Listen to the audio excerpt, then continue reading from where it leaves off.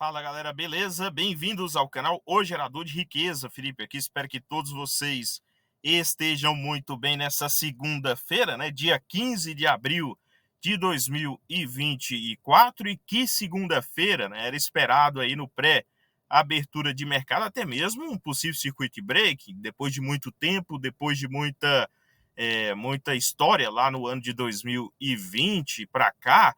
Então, essa tensão no Oriente Médio entre Israel e Irã era esperado até mesmo fortes quedas na data de hoje. Entretanto, todavia, alguns ativos em queda, outros, pelo contrário, né, mantido aí a lateralização. Então, falaremos sobre isso no decorrer do vídeo. Hoje também foi data de divulgação dos resultados referente ao mês de fevereiro de BB Seguros e Caixa Seguridade. Vamos dar uma pincelada no decorrer desse vídeo, além, né, de Áurea Energia negociando abaixo dos R$ 12 novamente, split de Banco do Brasil hoje, né, e small caps sofrendo com a alta do dólar no curto prazo e também, né, a alta da taxa de juros recente, né, você tem um dos últimos ativos a ter essa reversão de quadro, né? Então, riscos fiscal e geopolítico levam bolsa à mínima e dólar à máxima de 2024. Hoje, dólar na máxima, né? Na sexta-feira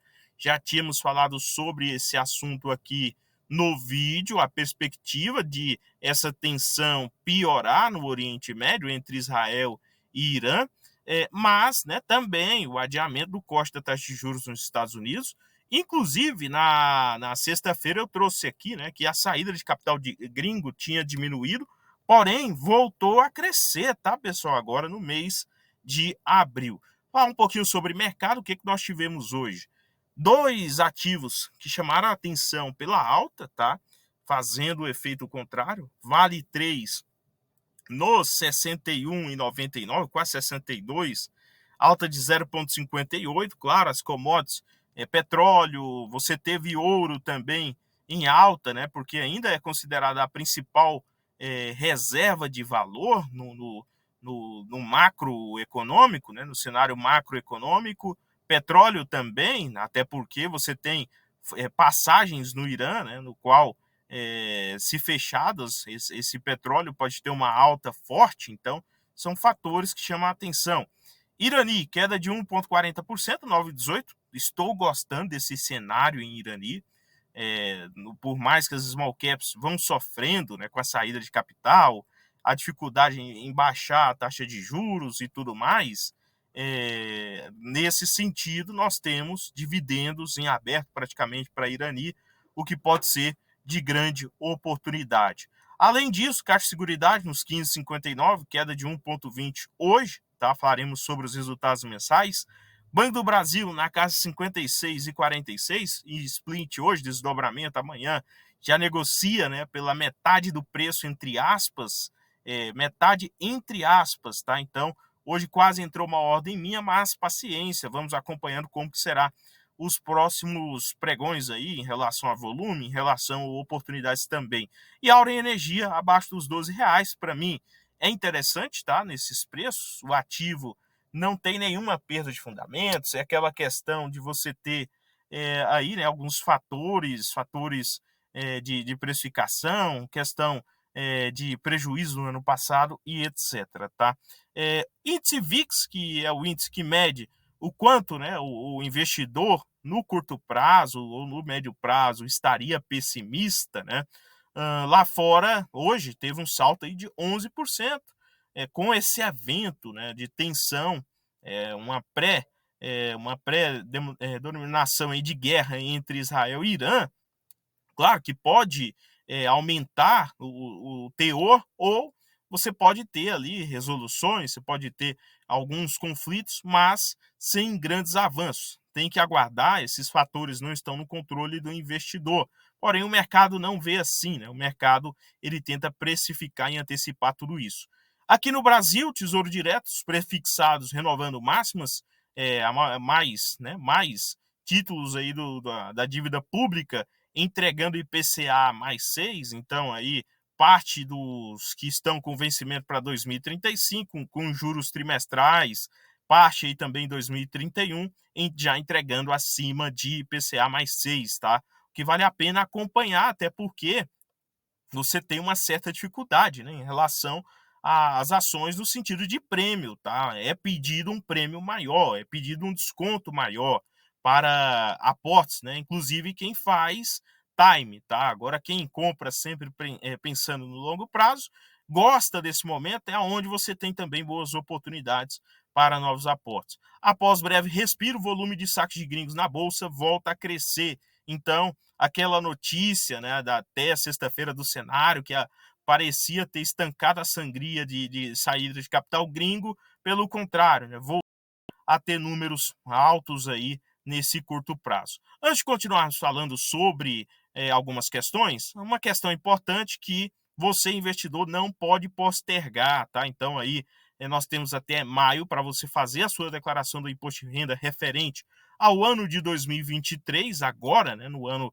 de 2024, o ano contábil 2023, e nós temos um especialista aqui no canal, que eu indico, é o Roberto, mais de 20 anos lidando com o leão, tá? Então, inclusive, você tem investimentos lá fora, está chegando agora na bolsa, o ano passado teve um ou outro prejuízo, quer compensar isso de alguma forma, fale com o Roberto, aqui está o QR Code, entre em contato com ele, ele irá proporcionar aí para vocês, tá? Um planejamento interessante e também a um preço camarada, tá? Esse é a intenção aí do Roberto, essa é a intenção, até porque ele também é investidor, inscrito aqui no canal e pensa no longo prazo. Dando continuidade, é bom lembrar que nós temos alguns ativos com Datacoin aberto, é o caso de Engie Brasil, um pouco mais de R$2 Datacoin aberto, Taesa, um pouco mais de 3%, Irani, 4,20%, daria 0,39%, própria Caixa Seguridade também com dividendo em aberto, tá?